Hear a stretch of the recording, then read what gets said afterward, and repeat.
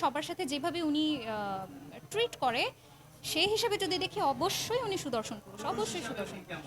Because actually Shakib Khan বা অন্য কোনো নায়কের কোনো নাম নিয়ে আমি ইন্ডিকেট করে যে বলবো এরকমটা কিছু না, যে তার সাথে কাজ করবো না বা তার এরকম কোনো অ্যাকচুয়ালি সেটাকে কি বলে, এরকম কোনো প্লেসই আমার নাই যে আমি এই কথা বলবো। অ্যাকচুয়ালি যেহেতু আমার নাটক সিনেমাতে যাওয়ার ইচ্ছা নেই, তো সেই হিসেবে actually I can not take any offer. আল্লাহর সৃষ্টি সবাই সুন্দর। আর আমি আসলে কি বলবো, আম, এই তো সবার দেখার চোখ সুন্দর, যার চোখ সুন্দর তার কাছে ভালো লাগে। খেতে হবে অ্যান্ড হেলদি লাইফস্টাইল মেনটেন করতে হবে। মেনটেন আমি নিজেই করি না, আমি কাকে কি বলবো আমি নিজেই করি না, তবে হ্যাঁ যতটুকু পারি করার চেষ্টা করি। একটা হেলদি লাইফস্টাইল যে শুধু সুন্দর থাকার জন্য প্রয়োজন সেরকমটা না, হেলদি থাকার জন্য সুন্দরভাবে বাঁচার জন্য হচ্ছে এই লাইফস্টাইলটা মেনটেন করতে হবে। এই তো শরীর ভালো থাকলে মন ভালো থাকে। আমি মোটামুটি ৫-৬ বছর যাবৎ এই প্ল্যাটফর্মে আছি, সো এটা তো অগণিত, আমি অ্যাকচুয়ালি কাউন্ট করা হয়নি কত ব্র্যান্ড নিয়ে কাজ করেছি। আম, তবে হ্যাঁ আমি সব ধরনের ব্র্যান্ড নিয়ে কাজ করি। না এরকম কোনো ইচ্ছা নেই আমার। ইচ্ছা নেই আমার। আম, এই পর্যন্তই আমার থাকার ইচ্ছা, আমার এইটুকুই ইচ্ছা ব্যাস। এর চেয়ে আগে বাড়ানোর কোনো ইচ্ছা নেই। বিকজ অ্যাকচুয়ালি শাকিব খান বা অন্য কোনো নায়কের কোনো নাম নিয়ে আমি ইন্ডিকেট করে যে বলবো এরকমটা কিছু না, যে তার সাথে কাজ করবো না বা তার এরকম কোনো অ্যাকচুয়ালি সেটাকে কি বলে, এরকম কোনো প্লেসই আমার নাই যে আমি এই কথা বলবো। অ্যাকচুয়ালি যেহেতু আমার নাটক সিনেমাতে যাওয়ার ইচ্ছা নেই, তো সেই হিসেবে actually I can not take any offer.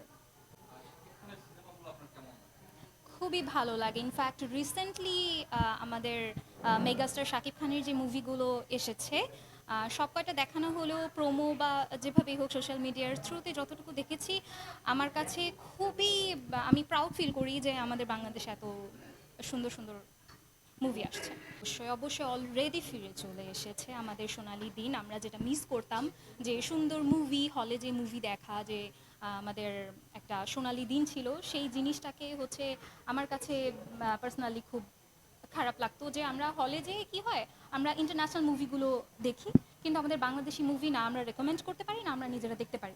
So now we can recommend our own movie, our own কান্ট্রির মুভি, যেটা হচ্ছে বাংলাদেশি মুভি। আমরা নিজেরা বলতে পারি যে ইয়েস উই হ্যাভ সামওয়ান, যে শাকিব খান হোক বা আমাদের অনেক ভালো ভালো নায়িকাও আছে, শাকিব খান না আরও অনেক নায়ক আছে যাদেরকে রেকমেন্ড করা যায় যে হ্যাঁ আমাদের বাংলাদেশের মুভি দেখুন। So this is really proud feel করার মতো বিষয়।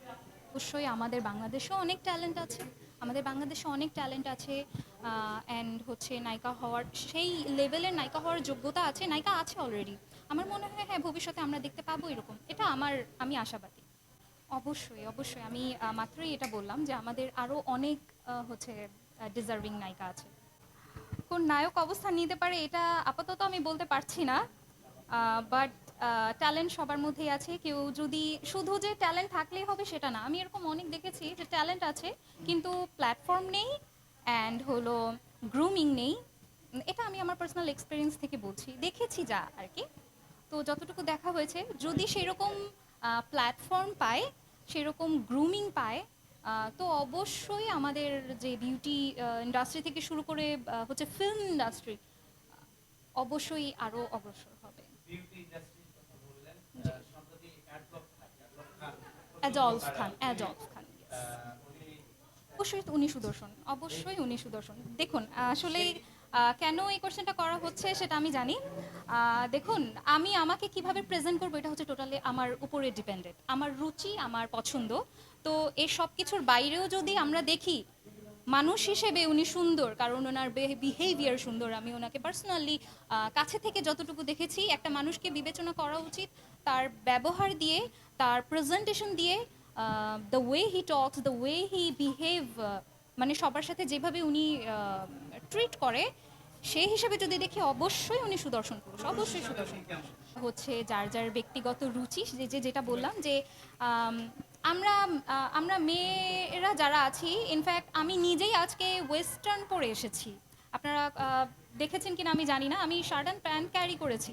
এখন কেউ কি আমাকে এসে বলবে যে এই মেয়েটাকে দেখতে তো একটু পুরুষের মতো লাগে, এই কথাটাকে আমাকে বলবে?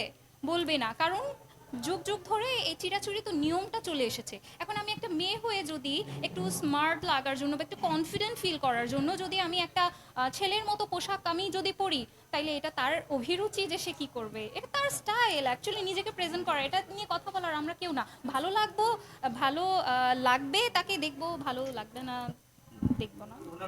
এটা নিয়ে বিচার করার আসলে আমার কোনো ওয়েই নাই, কারণ আমার বিচার করার, আমি মনে করি যে এটা বিচার করার মতো ক্ষমতাই আমার নেই। সবাই নিজেকে মডেল দাবি করছে। আচ্ছা, সেই হিসেবে আমি বলবো যে আহ,